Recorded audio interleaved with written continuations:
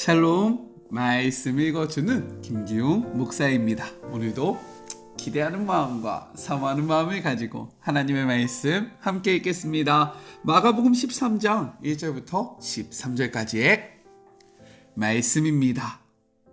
예수께서 성전을 떠나시는데 제자 가운데 한 사람이 말했다. 선생님, 저 석조물과 건물들을 보십시오. 예수께서 말씀하셨다. 내가 이 웅장한 건축물에 감동하느냐? 저 건물의 돌 하나하나가 결국 잔해더미가 되고 말 것이다.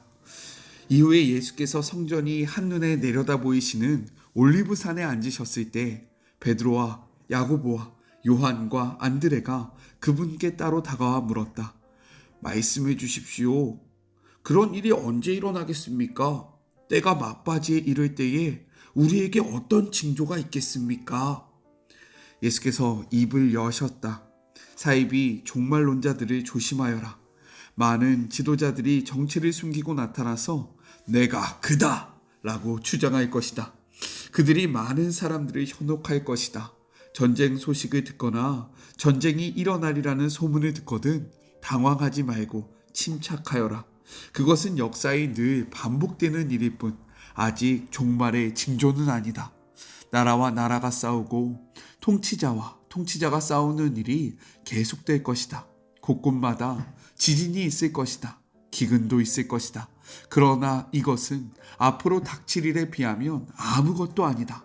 또 조심하여라.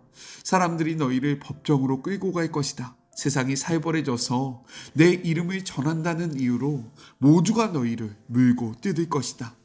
너희는 진리의 파수병으로 그 자리에 있는 것이다. 메시지가 온 세상에 두루 전파되어야 한다. 그들이 너희를 배반하여 법정으로 데려가거든 너희는 무슨 말을 할지 염려하지 마라. 그때가 오거든 너희 심중에 있는 것을 말하여라. 성령께서 너희 안에서 너희를 통해 친히 증거하실 것이다. 형제가 형제를 죽이고 아버지가 자녀를 죽이고 자녀가 부모를 죽일 것이다. 나 때문에 너희를 미워할 사람이 누구인지 아무도 모른다. 그대로 견뎌라. 그것이 너희가 해야 할 일이다. 끝까지 견뎌라. 그러면 너희는 절대 후회하지 않을 것이고 결국 구원을 얻을 것이다. 이것은 하나님의 말씀입니다. 오늘은 사순절 30번째 되는 날입니다. 매일 말씀과 동행하며 사순절의 여정을 승리하는 우리 모두가 되었으면 좋겠어요. 이제 며칠 남지 않았습니다. 모두 화이팅! 오늘 말씀은 내용상 두 부분으로 나눠서 생각해 볼 수 있습니다. 먼저 첫 번째 1절부터 2절 성전 붕괴 예고에 대해서 하고 있습니다. 예수님과 제자들이 베다니로 돌아가기 위해 기드론 골짜기를 건너서 감난산을 지나고 있을 때 제자 중 하나가 예수님께 성전의 아름다움을 보며 소리를 칩니다. 1절의 말씀 같이 한번 볼까요? 예수께서 성전에서 나가실 때에 제자 중 하나가 이르되 선생님 보소서 이 돌들이 어떠하며 이 건축물이 어떠하나이까? 라고 이야기하고 있는 거죠. 동일한 내용을 기록하고 있는 누가복음은요 이렇게 말합니다. 누가복음 21장 5절의 말씀이에요. 어떤 사람들이 성전을 가리켜 그 아름다운 돌과 헌물로 꾸민 것을 말하며 예수께서 이르시되 예수님께서는요 성전에서 나오실 때 그것을 보시며 탄식하십니다.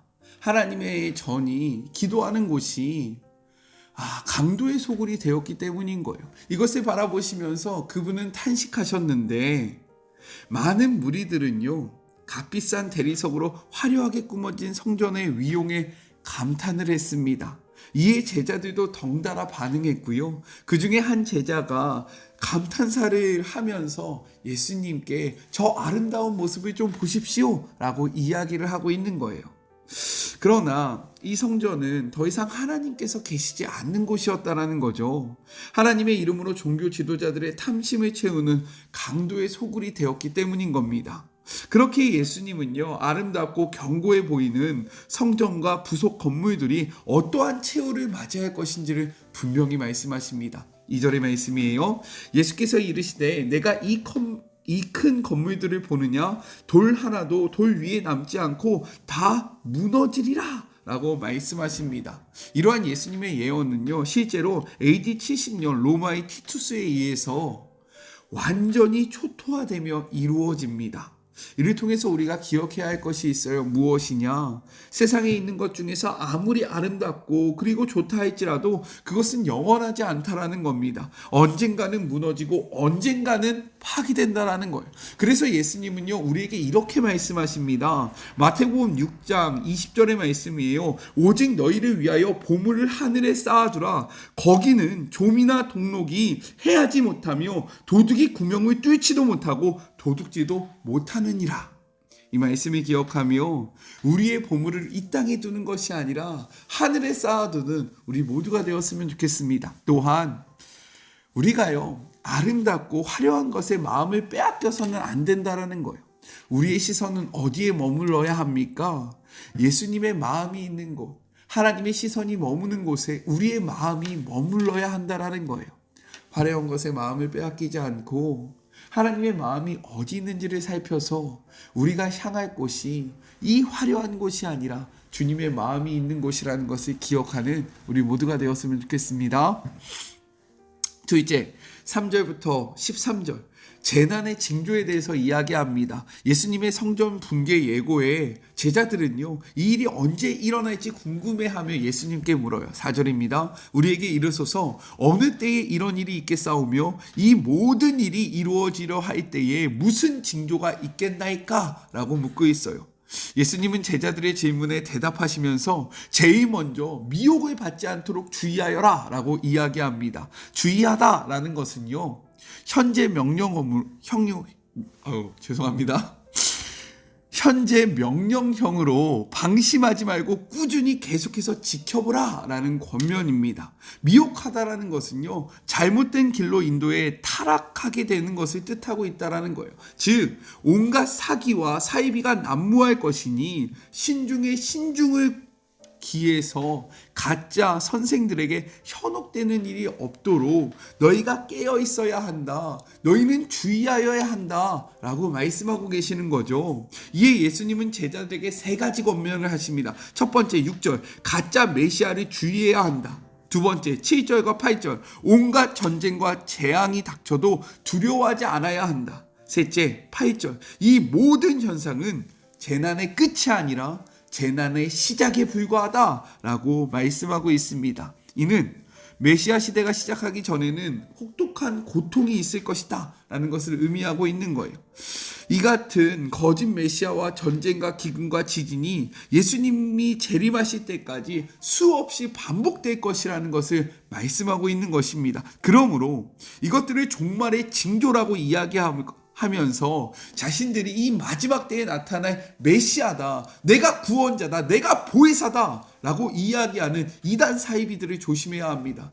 누굽니까? 얼마 전에 신천지가 40주년인가를 맞이해서요, 엄청난 행사를 벌였다고 합니다. 그때 이만희를 뭐라고 이야기합니까? 보혜사라고 이야기해요. 성령님이라고 이야기합니다. 우리는 이런 거짓 선지자들, 정말로 이단 사이비를 주의하고 조심해야 한다는 겁니다. 믿으십니까? 이러한 거짓의 영에 현혹되지 않기를 주님의 이름으로 축복합니다. 예수님이 말씀하셨어요. 마지막 때가 되면 스스로 메시아라고 이야기하는 자들이 넘쳐날 것이다. 이것에 현혹되지 않아야 합니다. 아셨죠? 현혹돼서는 안 돼요. 이어서 예수님은 9절부터 13절을 통해 교회가 세상에 있는 동안 겪어야 할 일들에 대해서도 말씀을 하십니다. 이 땅에 있는 교회는요, 내부적 그리고 외부적으로부터 끊임없는 공격을 받을 것이다 라고 말씀하세요. 왜입니까? 세상은 예수님을 미워하고 예수님이 세우신 교회도 미워하기 때문인 거예요. 그렇게 교회는 이 땅에서 많은 환난과 고난을 당한다라는 거예요. 결단코 환난과 고난을 피할 수 없다라는 겁니다. 사람들은 교회와 성도들을 핍박할 것이고요, 매질을 하며 예수님의 이름 때문에 우리를 미워할 것이다 라고 이야기하고 있어요. 그러나 이 상황 가운데 우리가 잊지 말아야 할 것이 있다라는 거죠. 그것이 무엇입니까? 하나님은 자신 때문에 고난받는 자들을 절대로 고아와 같이 내버려 두지 아니하시고 성령님을 통해 우리를 도우실 것이다 라고 약속하고 계십니다. 믿으십니까? 12절의 말씀, 사람들이 너희를 끌어다가 넘겨줄 때에 무슨 말을 할까 미리 염려하지 말고 무엇이든지 그때에 너희에게 주는 그 말을 하라. 말하는 이는 너희가 아니요 성령이시다 라고 이야기하고 있습니다. 고난이 있어요. 핍박이 있습니다. 그러나 우리가 두려워하지 말 것은 그 가운데 우리를 돕는 보혜사 성령님이 계신다라는 거예요. 성령님이 우리가 해야 할 말들을 생각나게 하시고 우리가 무엇을 외쳐야 할지 담대함을 주시고 우리는 그 말씀에 따라 그 인도하심에 따라 살아가면 된다라고 이야기하고 있는 것입니다. 하지만 그러한 상황 속에서도 고난과 핍박이 교회 안팎에서 오기 때문에 이것을 이겨내는 것은 쉽지 않다라는 거예요. 그러므로 많은 사람들이 미혹되어 신앙을 떠나게 될 것입니다. 하지만 무엇이라고 이야기합니까? 끝까지 견디는 자에게는 구원을 약속하고 계세요. 13절의 말씀입니다. 또 너희가 내 이름으로 말미암아 모든 사람에게 미움을 받을 것이다.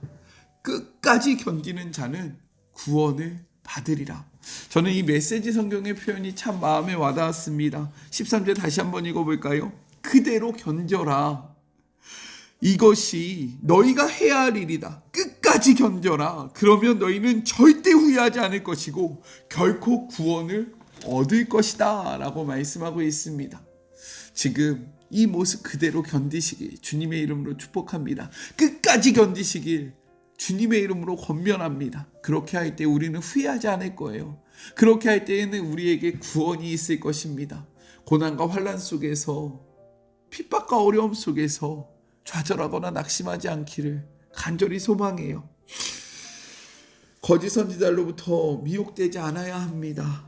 고난으로부터 낙심하지 않아야 해요. 미움으로부터 타협하지 않기를 기도할 때에 성령님은 우리를 도와주시며 끝까지 견디는 자가 구원을 받음을 믿는 우리 모두가 되었으면 좋겠습니다. 한 가지 기도 제목이 있습니다. 무엇이냐면 얼마 전에 제 유튜브 구독자 분인데요. 연락이 왔어요. 탈북자 친구들이 다니는 중고등학교 선생님인데 아이들에게 좀 말씀을 전해주실 수 있냐 한번 미팅을 했으면 좋겠다라고 이야기를 하셔서 오늘 12시에 이제 그 학교로 가서 그 선생님을 만나 미팅을 합니다. 이 가운데 정말로 그래요. 탈북자들을 대상으로 말씀을 전해본 적은 없습니다. 그런데 그 탈북자 아이들, 청소년 아이들에게 하나님이 또 복음을 전할 수 있는 기회를 열어주셨어요. 이 모든 시간이 하나님의 뜻 안에서 이루어질 수 있게 해달라고 함께 기도해 주시면 너무나도 감사하겠습니다. 우리 같이 기도할까요? 하나님, 우리는 세상의 화려함에 우리의 마음을 빼앗기지는 않습니까? 예수님은 성전을 나오시면서 탄식했는데 제자들은 그 성전을 보면서 감탄하고 있습니다. 제자의 모습이 저의 모습이고 저의 모습이 곧 제자의 모습임을 고백합니다. 주님, 우리가 화려함에 속는 것이 아니라 우리의 마음이 세상에 그러한 아름다움에 있는 것이 아니라 하나님의 마음이 있는 곳에 우리의 시선이 머물게 하여 주시옵시고 주님의 시선이 머무는 곳에 우리의 삶이 그곳을 향하여 나아갈 수 있도록 축복하여 주시옵소서. 마지막 때 우리는 환난을 당할 것입니다. 그렇기에 깨어 있어야 합니다. 거짓 선지자들이 나올 것입니다. 그렇기에 우리는 분별해야 합니다. 수많은 고난이 있을 것입니다. 그렇기에 우리는 견뎌야 합니다. 하지만 이 가운데 성령님께서 우리와 함께 하신다라고 약속하고 계시니 이 말씀을 믿으며 끝까지 견디는 우리 모두가 되게 하여 주시옵소서. 주님, 견딜 때에 구원이 있습니다. 견딜 때에 주님을 바라볼 수 있습니다. 우리의 믿음 없음을 용서하여 주시고 견딜 수 있는 힘과 능력을 허락하여 주시옵소서. 함께 하시 주님을 바라보며 거룩하신 예수 그리스도의 이름으로 간절히 기도드립니다. 아멘. 세상에서 우리는 환난에 당할 것입니다. 그러나 우리가 염려하지 말 것은 무엇입니까? 성령님이 우리와 함께하고 계시고요. 하나님께서 이미 이기셨다라고 선언하고 계시기 때문입니다. 우리는 진 자가 아니라 이긴 자예요. 우리의 정체성은 이긴 자입니다. 이것을 기억하며 오늘도 말씀으로 승리하는 우리 모두가 되었으면 좋겠어요. 저는요 또 내일 만나도록 할게요. 사랑하고 주님의 이름으로 축복하면서 오늘 하루도 힘내세요. 우리 내일 만나요. 안녕. 오늘도 수고하셨습니다.